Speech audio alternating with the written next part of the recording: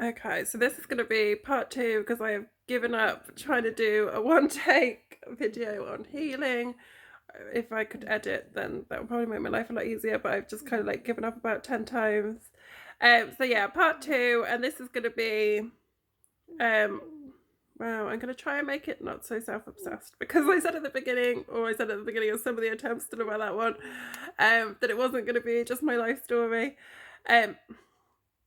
So yeah, I watched a really interesting video the other day by, I think she's called Steph Scousebed Vlogs or something as she called, about the law of attraction.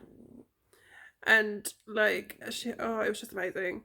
But basically it clicked and like something was just like, oh my god, that's so true. Because I feel like in relationships you kind of learn what you don't want before you learn what you do want if you're not careful.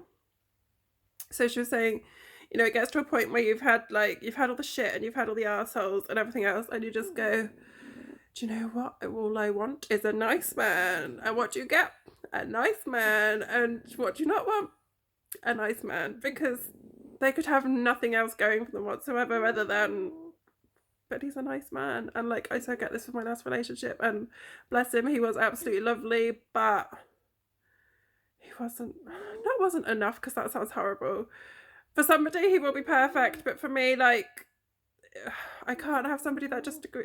Like, I would ruin him, because you can't have someone that just agrees with you, buys you everything, does whatever you want, looks after your kids, cooks, cleans. That might sound like heaven to a lot of people, but to me, like, I would destroy him. I need somebody that stands up to me. I need somebody that puts me in my place, says, oi, no, you're not always right, because otherwise I'm just a spoiled brat. So yeah, you have to build on not just what you don't want, and not just settling for he'll do for now or anything else. Once you've actually healed is when you learn what you do want, not just what you don't want as well. So you have to kind of make that list, and every time somebody is wrong, because not everybody's going to be right for you. Not every, or like a relationship, say like your marriage, you made your relationships, love of your life, whatever you want to call it, might have been the perfect person for you for that 5 years, 10 years, however long.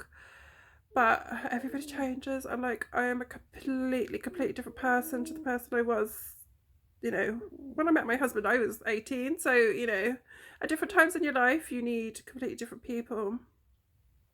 And I was not a doormat in my marriage, but everything was always about him. Nothing was ever about me. And I allowed that. I wouldn't say that I was necessarily happy with it, but that's what you kind of allow, isn't it? That like, so then all I wanted afterwards was like, I just want someone that's obsessed with me. I want someone that's crazy about me, somebody and that's kind of how the cycle goes on, because that's what you're looking for and that's what you find. So like the first relationship after my marriage ended the last time, he was utterly obsessed with me, couldn't do enough for me. But that in itself isn't enough, because he had his own issues, he had mental health problems. So like, him being obsessed with me, trying to like make his whole life revolve around me, wasn't doing himself any favours. I wasn't doing him any favours, because everything was about me. And obviously that has to be that balance. So yeah, once you're healed, I think the other thing is you stop searching. Because when you're swiping through dating apps 10 hours a day and you're like, but I don't want to be on my own, I need to find somebody now. And there is pressures from society and everything else. People are like, oh, you're on your own. You're like, you know what, I'm probably happier on my own than I ever been in a relationship. Now I am. And peace is a word that I always seem to go back to, but being on your own is so bloody peaceful. You don't have to bicker with anybody or argue with what you're doing, what's going on, anything else. You don't have to make decisions with somebody else. So it gets very, very comfortable being on your own. And that's where, for me, I feel like I've grown and I've healed, because I won't let somebody in my life for the sake of them being in my life. I want someone in my life because they add to my life and to the kids' life, because obviously, inevitably, when I do settle down, that it'll be somebody that's a big part of the kids' life as well. So yeah, and I feel like I keep getting lost in this. It's such a big subject, isn't it? But yeah, so the most important thing is, once you find everything that you don't want, and then you find a list of things that you do want, but you almost start with your grabbing at people that are that one thing at that time in your life. your biggest priority is somebody that's going to be nice to you. You get someone nice, you want somebody that's obsessed with you, you get someone that's, but you need somebody that's all of those things. And finding somebody that's all of those things is like a couple of times in a lifetime thing, isn't it? Like I used to think once in a lifetime. I guess that kind of, yeah.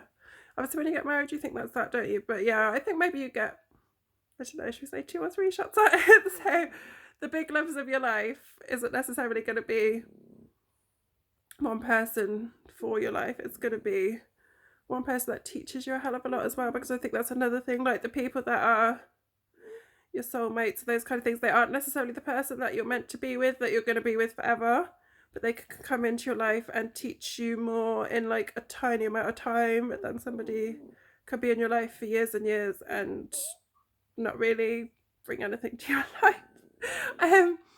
So yeah, the biggest lessons: learn to be on your own, and once you're happy and you're content on your own and you're looking for somebody to add to that, there's that video, I can't remember what she's called, I don't know who she is, whether she's someone famous, you know, that old lady, and she says a man comes into my life and I'm supposed to compromise.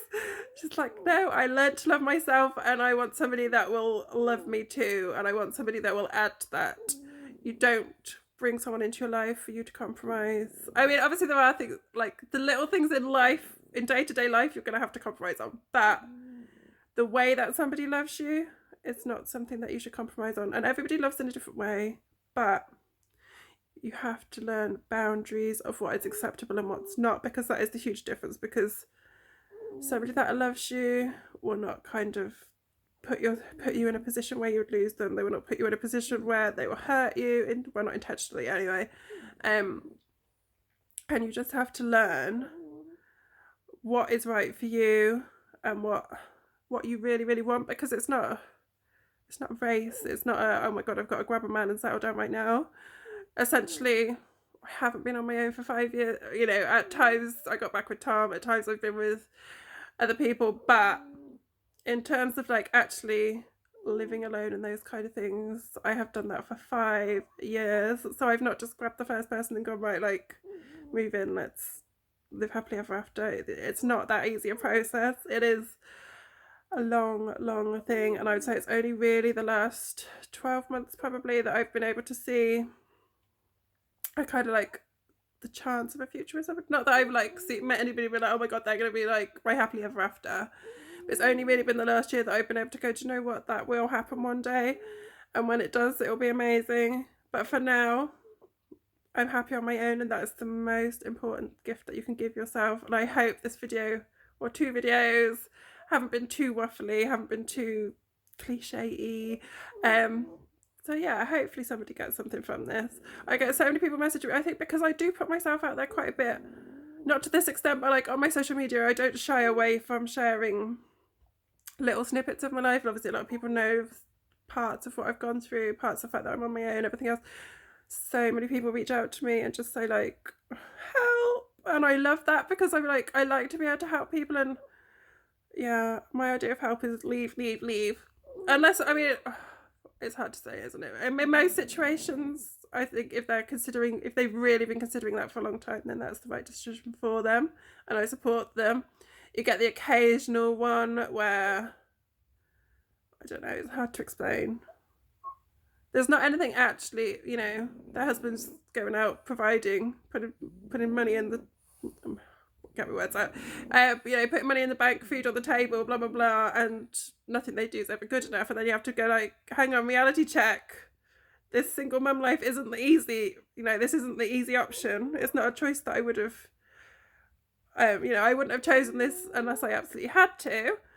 But at the same time, where there are people that are controlled, belittled, cheated on, those kind of things, then I would always say go, because it might not be today or tomorrow, but you will find a happier place, or even if not necessarily a happier life with somebody else, but just a happier life with yourself. Because when someone belittles you and knocks you down and down and down, you lose yourself as well. And I think that's the scariest thing to lose. Beyond losing, at that time you're obsessed with not losing them, and you'll change and you'll do anything to not lose that person, but through that process you lose so much of yourself, and that's the most important thing to get back, is your self-worth, your self-confidence, your self-love. And not even just get back, but get beyond like what you ever had in the first place. So yeah, altogether this is a bit of a waffle. It's probably about 20 minutes long, but if you've made it to the end, well done.